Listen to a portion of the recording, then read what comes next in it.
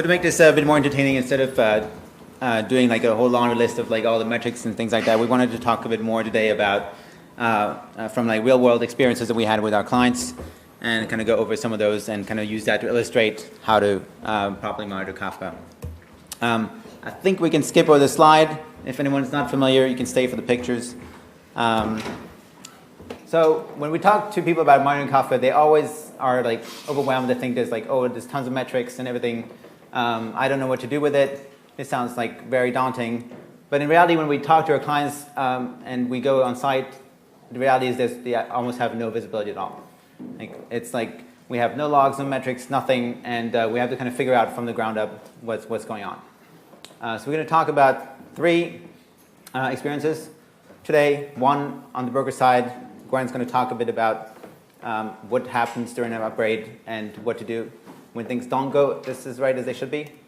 And I'm going to be talking next on the client side. How do you actually go about troubleshooting a client app, and what metrics to look at there. And then afterwards, Gwen will go back and talk a bit about the in-between and how to replicate and some like a simple app that kind of encompasses the whole thing. All right, with no further ado, start with Gwen. Yeah, so upgrades in Kafka are usually no big deal. Kafka has rolling upgrades. We have very detailed instructions and documentation. So we normally don't expect people to have tons of issues during an upgrade, except that every once in a while we get something in support that looks more or less like that. And it's this is a quote for a customer. The specific versions are don't matter that much. It happens on every 2 pairs of Kafka versions. You get something along those lines. We upgraded, and things look wrong. And you'll think that people would add a bit more details, but no, this is the actual ticket that we get. We upgraded and things don't look okay, now what? So if you ever had any interaction with any kind of support organization, they usually start asking you for a lot of things. So we do the same. We're like, send us these logs, send us that logs.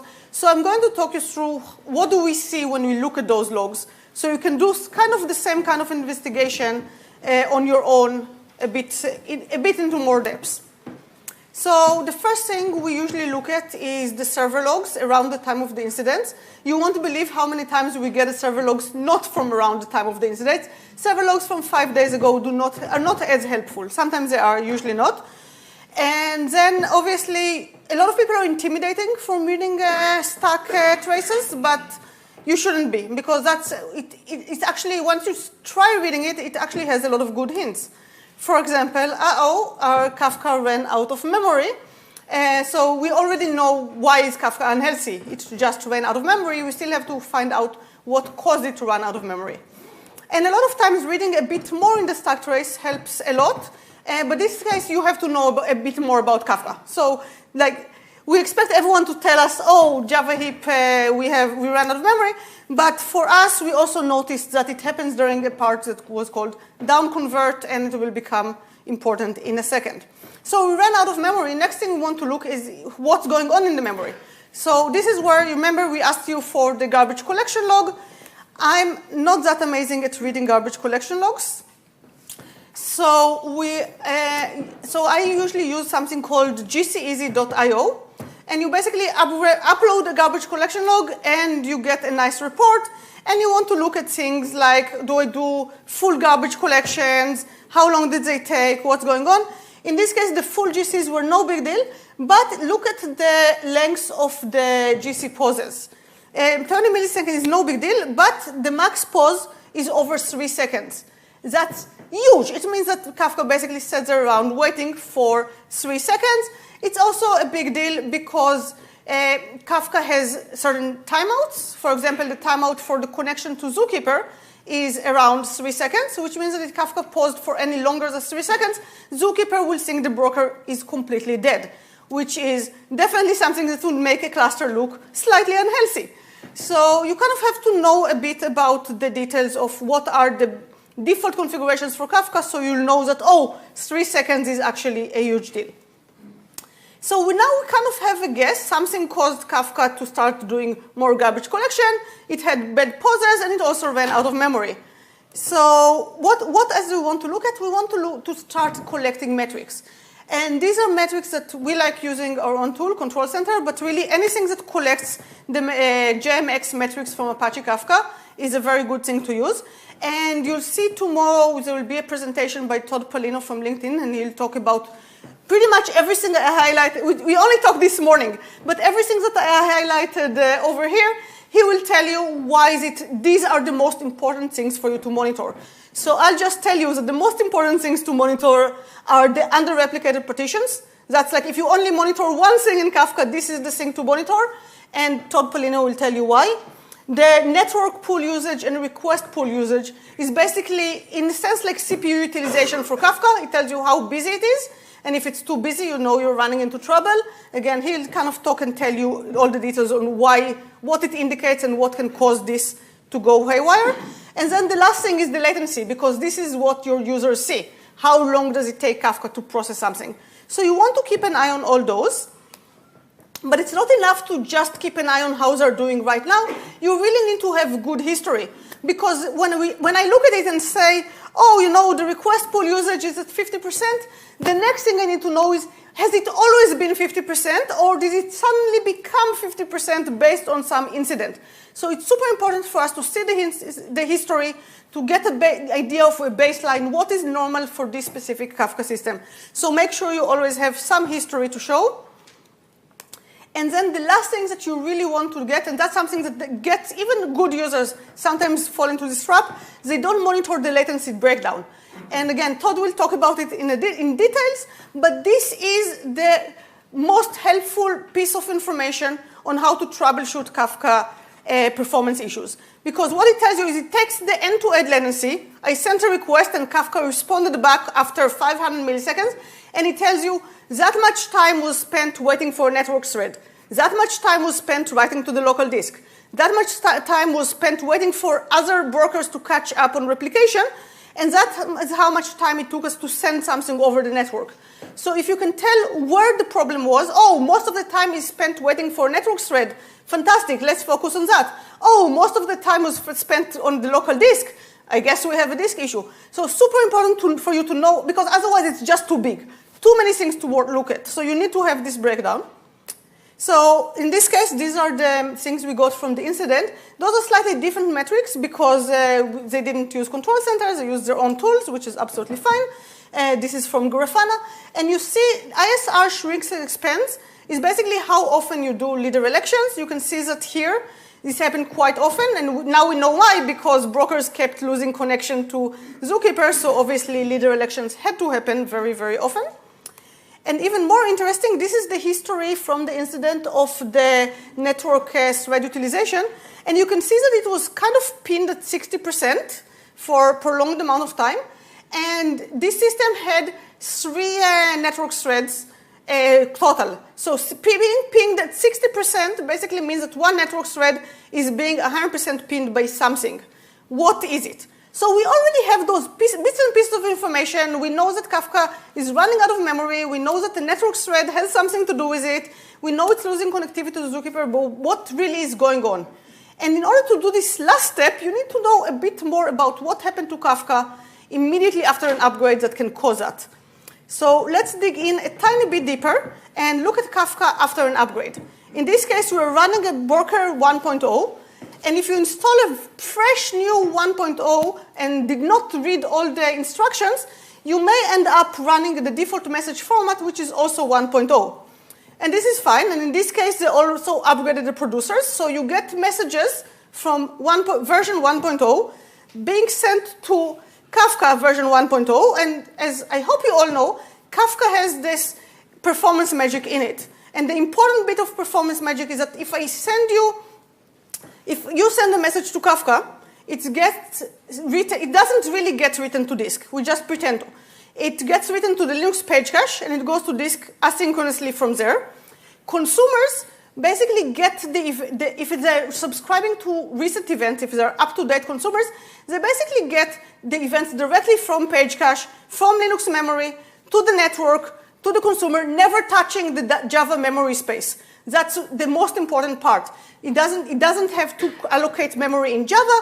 It doesn't have to do any kind of copying. It's a zero copy from memory to the network. So super awesome, super fast, and that works well if you have producer 1.0, broker 1.0, consumer 1.0, all having the exact same message format. But what happens if you have an old consumer?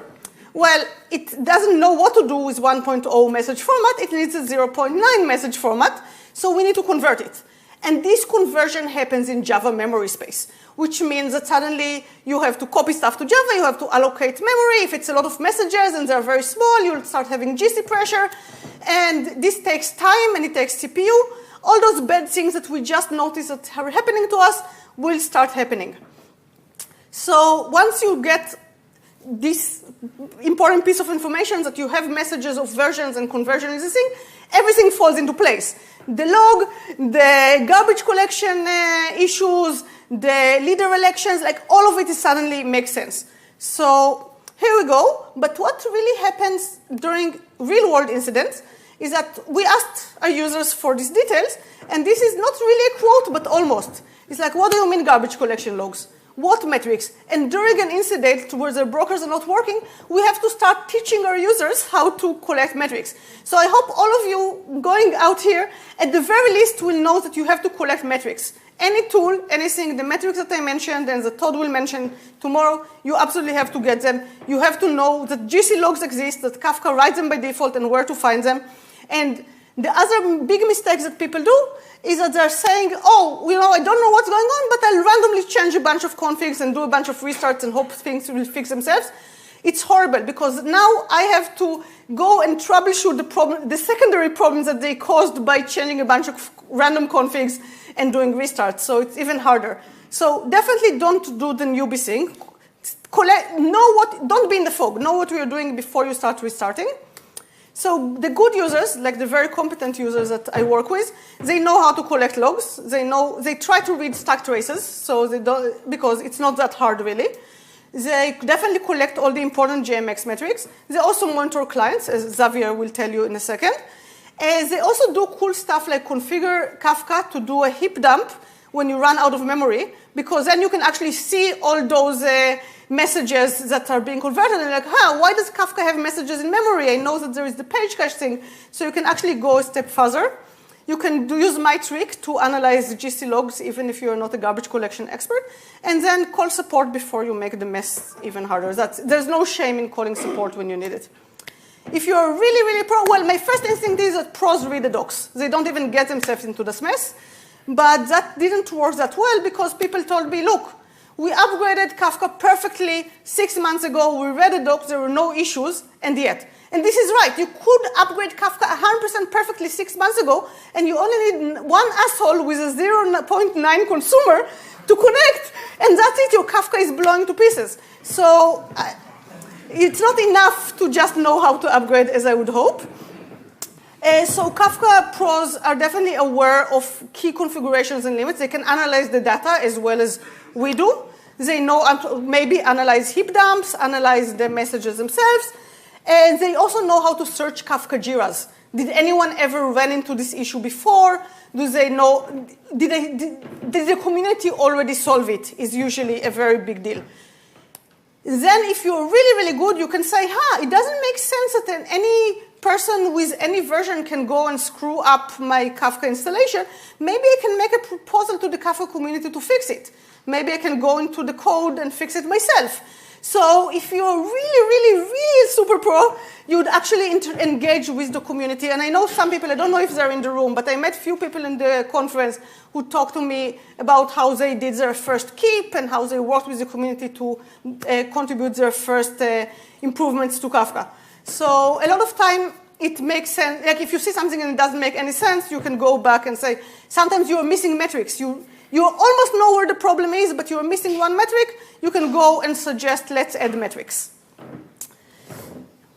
And now Xavier will talk about the clients after I finished preaching about the brokers. All right, so onto the client side. So let's say you're running a Kafka app. It could be a Streams app. It could be something else, anything that's using the clients. And it kind of stopped working. How do you approach the problem, and how do you go about fixing problems? So the first thing we typically tell people to do is look at the consumer lag. So here we have a checklist of all things we kind of ask from people, but the one thing, just like under replicated partitions on the broker side, is monitor the consumer lag on the client side. It's not necessarily going to tell you what the problem is or how bad the problem is, but it will tell you that there is a problem. So let's take an example of an application that we've been running in-house. So this is kind of the output you can get from just like running the command line tools. There's other ways to do it, but like this is one way to look at the data. I don't know if any of you can spot some of the problems here. The lag is pretty bad. We have a pretty bad lag, but that in itself is not necessarily a problem per se. Like 40,000 messages could be fine. I mean, if we're processing 300,000 messages per second, we're only less than a second behind. Not a big deal. The one thing I want to focus on is more on really the skew we're having here. So we're seeing that there's two partitions that are having really bad lag, like 2 orders of magnitude bigger than the other ones. And those are the last 2 ones. And what that tells us is there's something's going on. If we look a bit deeper, you can notice that those 2 are sharing the same consumer ID. I only have 3 consumer IDs, but I have 4 partitions. What that tells me is that this particular consumer is basically pinned, is not able to process the data, and it's doing twice as much work as all the other ones. So you want to make sure that when you do allocate your clients to your partitions, that you have a good balance. And this is essentially a case of bad capacity allocation, either because you didn't have enough machines or because somehow in your application you assigned the partitions in the wrong way. The next thing you want to look at is make sure that the data in the partitions is actually distributed fairly evenly. So in this case, one quick way to look at it is just look at the log and offset across all the partitions. They're all roughly the same, which means that we have a good balance across all partitions. We produce roughly the same number of messages into all the partitions, which is a good sign. And why does that matter? It matters because if you're using key topics, let's say compacted topics, or if you're having a custom partitioning scheme, then it becomes important that you don't actually have a very large skew across all your partitions. The way you can detect those things is by looking at, of course, a lag, but also any kind of uneven CPU or network usage on those partitions. And the typical cause will be that you're doing something weird. Either your data may not be distributed well. Let's say you're doing a group by operation and you're doing it by customer ID, and you just happen to have one customer that has a lot of data. Now all that customer data is going to go to that one partition, and there's not much you can do about it. So you're going to have like those kind of cases where you have to like rethink how you build your application. The other case that we often encounter is bad joins. Let's say you're doing a join and you have null keys in there. Well, all the nulls are going to go to one partition, and now you're going to have like maybe 1,000 times more data in that one partition than all the other ones, and all your clients are going to have a hard time keeping up. The last thing I would want to look at is imbalance across the brokers. So once you've kind of determined that all your partitions are roughly the same size, they're being allocated very well, if you still see some problem, then maybe it's because they are all like ended up like on a small subset of the brokers. Let's say you start with 3 brokers and you added 6 more and you didn't rebalance your partitions. Well, then you're only using 3 of those brokers instead of using all of them. So that's one thing to look out for before you actually go deeper into doing more advanced troubleshooting. So what's the next step? The next step is the client-side metrics. A lot of people forget that clients have metrics as well. Again, like start with the basics that Gwen talked about, GC, CPU, network, kind of drill down. Then the next thing is like, let's look at latencies. Let's look at, can we figure out if is it the consumer side or is it the producer side or the consumer side? Those are the 2 things you kind of want to distinguish. We have metrics for each side of those things. The global metrics will tell you if there's something on one or the other. If you can't tell if there is anything really bad going on, if you see like high latencies across the board, but you still don't see anything really coming out, you want to look at the per broker or the per topic metrics. And that becomes very important to be able to detect if there's like a bad node or if you're having some network issues on one particular broker. So that's very useful to see on the client side as well. And again, like the topic metrics, those will be able to tell you if there's some problem in your data itself, if you need to do some tuning on your topic configurations or things like that. The next step is to really turn up the log level. By default, I think a lot of people run consumers and producers with like the log levels at like error or like maybe info. But the reality is you're not going to get that much information unless you actually crank it up to debug. If you're really trying to troubleshoot something, do a debug on the consumer side and maybe even trace level on the producer, which is not very verbose. The reality is like when we have had like some clients that actually tell us, oh, we just deleted logs because they took too much space, and then you basically end up in a square one, and you have to like okay, what are we going to do now? Well, if you don't have any logs, the next thing I would do is do a little bit of profiling. So we have these awesome tools like Flame Graphs from Netflix. If you know Brendan Gregg, I mean, he's done a lot of work evangelizing this. And they even came out with this thing called Flamescope, which is really nice and gives you a little web app. You can really like get access to all your performance data for all your applications. If you want to impress your coworkers, that's a great tool to use. So how is it going to help us? Well, if you run this tool on your Java process, as long as you have this like magic JVM flag enabled, then you're going to get a lot of information from that. And what it's going to tell you is, here's where your CPU time went. It's not necessarily going to tell us where we blocked on things, but at least we can tell where our CPU time went. And so if you think about this graph, it tells us the x-axis is basically the percent of CPU time spent, and on the y-axis you have your stack trace. And so you can basically drill down. This is actually an interactive graph. You can go and drill down to individual pieces. And I'm just going to give you a high-level overview of how you can use that to identify problems in your application. First thing to look at, all this yellow stuff, that's all GC time. So we're basically, if you look at the width of the graph, we're basically spending 20% of the time doing GC. So we're probably having a lot of thrashing, small messages being thrown away. What that means is probably a serialization, deserialization problem. That's typically what we see if we have lots of garbage collection on the client side. The next thing, this is actually a case of an internal like streams application that we've been running. A lot of RocksDB calls, a lot of scans. Turns out we were actually spending most of our time doing RocksDB operations, and so we were able to actually improve Kafka streams and make improvements on that front. So we don't actually do as many expensive operations. I heard that's in 1.2. Should be coming in 1.2. And this particular part here that's just a Kafka poll loop. So again, we're spending quite a bit of time doing polling, which probably means we're spending a fair amount of CPU doing digitalization. It helps you kind of identify those kind of things once you know how to use those charts. And the last thing, that's your actual application processing time. That's your actual business logic. Everything else is not something you actually control. Or at least you control how like it might impact your application if you're doing something weird on the client side. But what this tells us that it's not really your code at this time that is a problem necessarily. You're just maybe using the clients wrong or using Kafka wrong. And so this kind of chart can actually tell you a lot of things about your application without having any logs or any metrics. This is kind of your kind of last resort, or if you're a performance geek like me, you can kind of look into those things for fun. So what if it is your code? Well, in that case, I want to talk a bit more about like some of the problems that we see with customers, like some of the kind of newbie mistakes they do.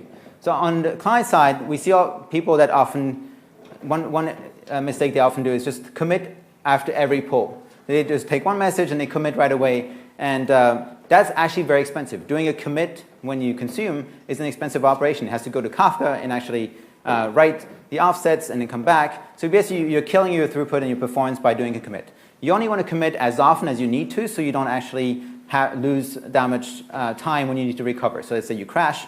Well, you only have to go back and start from your last commit offset.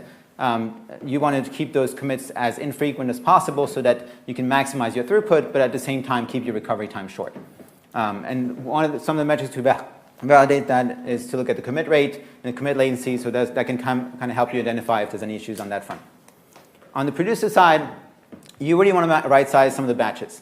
And that's important because if you have bigger batches, you can increase your throughput, and you can also make much better use of compression, because the compression happens on the entire batch. And you also want to keep the batches not too big, because then, again, you get into these kind of GC issues with large messages, which is not fun to deal with. So the two settings you have to keep in mind for batch size is not just batch size, but also linear MS. And that's one that people often forget, because if you don't set the linear milliseconds long enough, then basically the producer is going to send a message right away and not wait for the right number of messages to come in and create the actual appropriate batch size. So unless you have a very high rate of messages, you need to actually set your linear milliseconds long enough that you can actually get enough messages in that time to create a full batch. So that's something that people often forget, and they only set batch size, and then they're worried, why is my producer not creating batches of the right size? And things to watch, again, here on the producer side, look at your request rate, see how often you're actually producing messages, look at the latencies, look at your compression rate. There's also a metric for batch size, which I forgot to put in here. But those are the kind of things to keep in mind, like basic stuff, right? The last thing I want to touch on is the rebalancing. So we have a lot of people that complain about application rebalancing. Usually the way you notice that is that your application is doing a lot of stuff, there's a lot of logs, there's a lot of network chatter, but you're not actually making any progress. You're not making progress on the data side. things seem to be hanging. So before, just to recap a little bit on what rebalancing is, so this is basically the mechanism by which Kafka assigns partitions to different consumers. And as long as you're consuming data, that's fine. Like you basically have an assignment, we have 2 consumers here. What happens when you have a consumer join the group? They're like, hey, I want to join a group, give me some data. At that point, it says a join group request to the broker. The broker comes, the broker at that point will stop the flow of data and basically wait for the other consumers to rejoin again. So they join back again, and be like, okay, now we're 3. The broker sends a join group response, and it likes the leader and said, like, consumer B, you're now in charge of assigning the partitions between all the different consumers, and sends a list of consumers available. So the leader here will send back the data. So they all send back the sync group request, say like, consumer B is like, hey, I've decided this is how we're going to allocate the partitions across all the consumers. And then finally, the sync response, which has all the assignment, comes back to all the consumers, and now they know which assignment they have, and we can finally go back and start consuming. So you can see that this is a fairly expensive process. So if you have any like consumers like flapping in and out of your group, you're going to be in big trouble, and it's going to cause a lot of network chatter, and you're going to be stuck for a while. So how do we restore balance? Well, the thing to look at is timing issues. Again, like if you have long GC pauses of like a couple seconds, then you're going to hit again the issue where Kafka thinks that your consumer is dead, and you're just going to drop out of the group and then join back again. Or some people also forgot to call poll because they have very infrequent data, so they were like, oh well, I'll just wait maybe like a few minutes before I call the next poll, or they're doing some expensive processing in the meantime. Well, if you forget to call poll, then like the client library actually thinks that maybe your application is stuck or it's broken, and it will actually drop itself out of the consumer group as well. So you have to actually remember to call poll often enough, or actually pause the partition before if you're not going to do any polling for a long period of time. The next thing is like the timeouts, of course. You want to make sure that your timeouts are appropriate. Most of the defaults are good for data centers, but if you work in a cloud, you know that things are not always as great on the network side, so you may want to increase some of the timeouts there so you don't get as much flapping. Then again, like flaky network, like I said, and as you can see, like a single machine can affect the entire group, so you want to make sure that you're watching those things kind of closely. The way to do that is by looking at the join rate and the sync rate, which basically tells us how often you're sending some of those like join group and sync group requests on the both side. So just to recap, the component reusers, they will monitor consumer lag, look out for partition skew, and commit their offsets sparingly, actually collect some logs, and understand how to tune batch sizes. But if you really want to be a pro, you actually want to understand how to assign your partitions. You want to monitor your client metrics. It's helpful to understand how the rebalancing protocol works, and those kind of users also know how to profile the applications. And the most important thing is really be able to distinguish, is this a problem on the client side, on the application, or on the broker side? And that's really what you're trying to get at when you're looking at your application. All right, and onto the replication side with Gwen, which will tell you a bit more about that. So we basically started out by wondering, we want to demonstrate the whole how to troubleshoot a slow client. And for that, we really wanted to have the simplest possible client. And that's a client that has zero business logic, because we don't want to troubleshoot any business logic. And it turns out that the simplest possible client in the world is one that reads from one Kafka cluster, propagates the results, basically reads from one Kafka cluster and consumes and produces to the other. That's like the simplest possible thing in the world. How can this possibly be something that we actually need to sit down and troubleshoot? It turns out that while it's really simple to read from one cluster and write to another, it's actually very, very critical, because a bunch of organizations have entire disaster recovery failover plans based around ideas that we can consume and produce and do it all in a very short amount of time and make sure that both sides of the equation are more or less up to date. So the last thing you want is that your boss shows up and says, hey, our main Kafka cluster is down, we need to fail over to secondary. We cannot lose more than 7 seconds of data. That's our SLA. So the secondary has all the latest data, so we can fail over. And the second worst thing is to say, no, it actually isn't.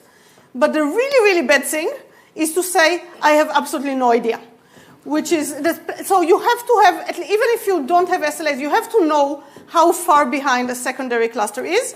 And that's where we get into the consumer lag, because that's the consumer lag of how far behind this replication process is in terms of lag is exactly how far behind the secondary cluster is going to be. So monitor the replication lag. Basically, we already talked about it. Just for each partition and each consumer, know how far behind you are. But note that this is in same thing that Xavier showed. This is in number of messages. And number of messages doesn't mean a lot toward SLAs that are usually in time. So 15,000 messages can be half a second, or it can be 10 hours worth of data. And to be honest, you cannot really tell from that. So if your workload is very steady and you're very familiar, sure. But if it's something that has tons of variance, who knows? Depending what time of day it is, we're only going to lose half a second of data. It's fine. You don't want to be there, or you do, but this is the very least you can do. If you want to take it a step further, you really want to be able to say the secondary is that many seconds behind. That's like the goal.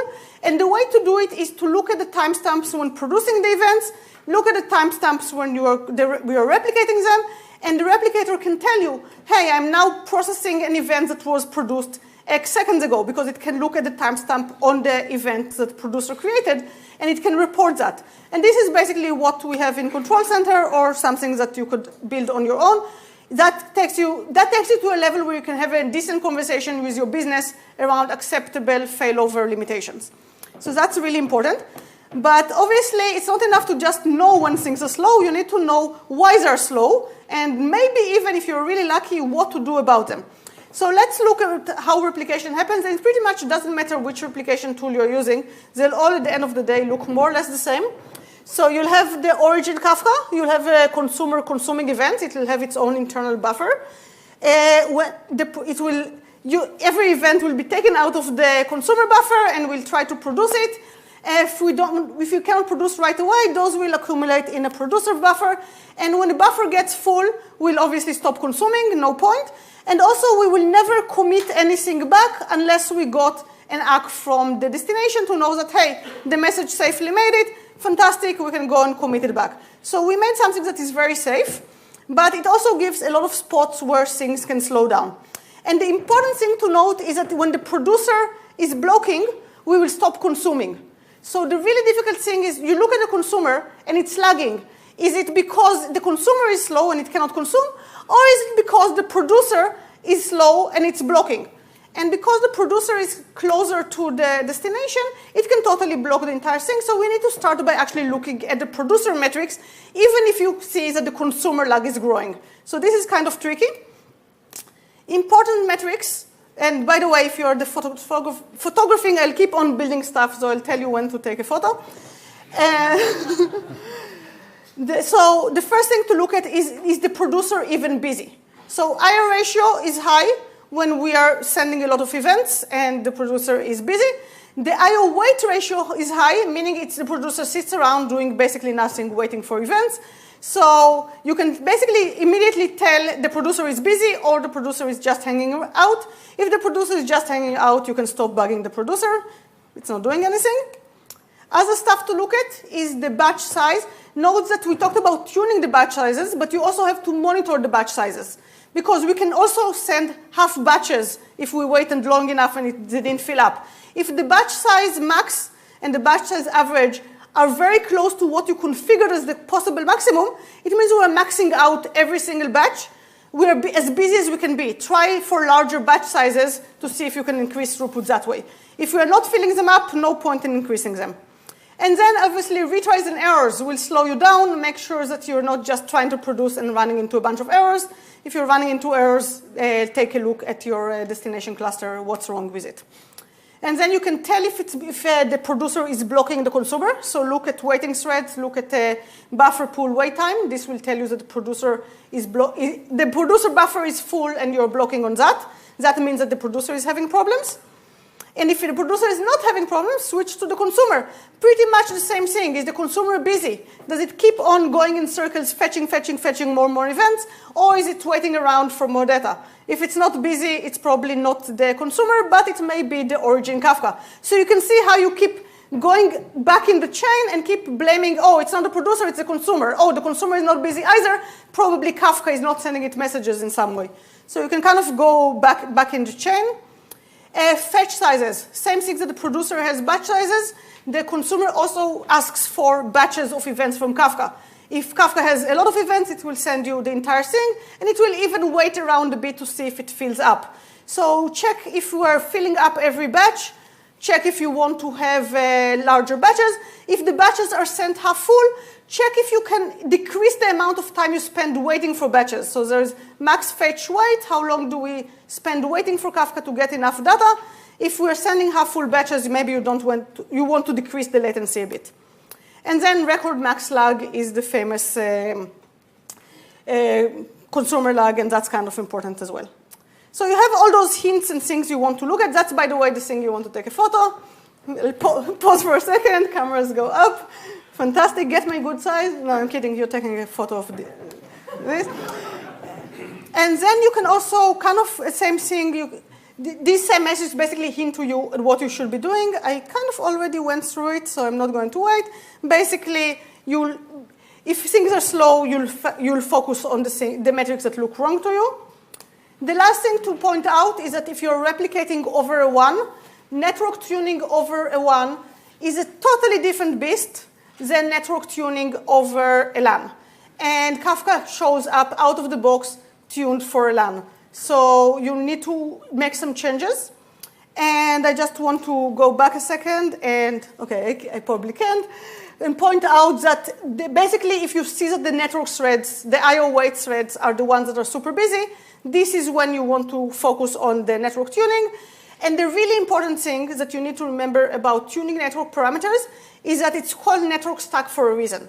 It starts all the way from the client, which may be the Kafka broker for that matter, or the Kafka client, down through the operating system, and you have to make sure that you tune the entire thing.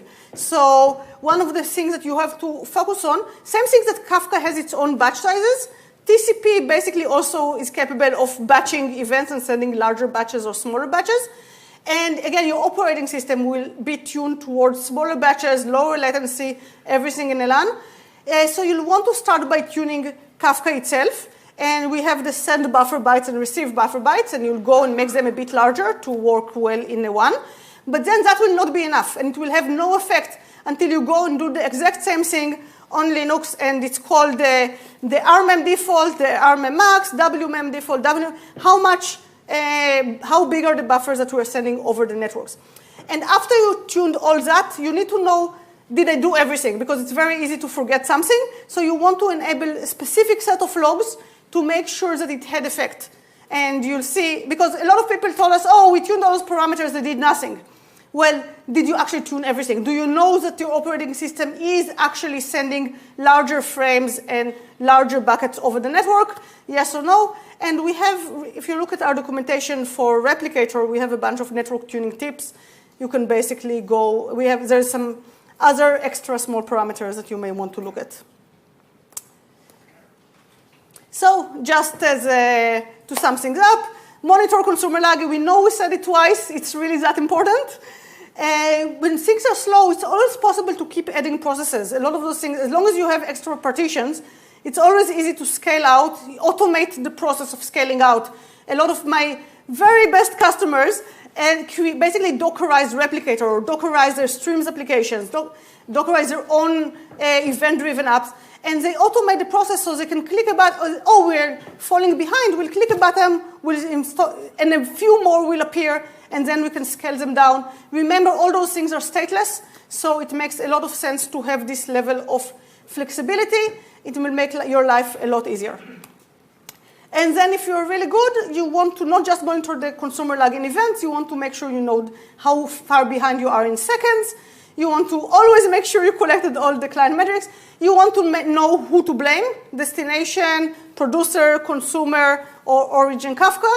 and you know the configs that you have to tune, and you're really good at tuning network over one, which is something that's kind of the holy grail. It's for me, I've been doing it starting in the Oracle days, so maybe 20 years, and it's still kind of tricky. So just next steps, we have a demo, we have Confluent to download, blog, and the Slack community is really, really good. We have 4,000 people. I hope you're all there because you can always ask Kafka questions from experts 24/7, and the answer and communities are amazing. So, and we are both on Twitter answering questions as well. Great. So thank you, everyone. Thank you.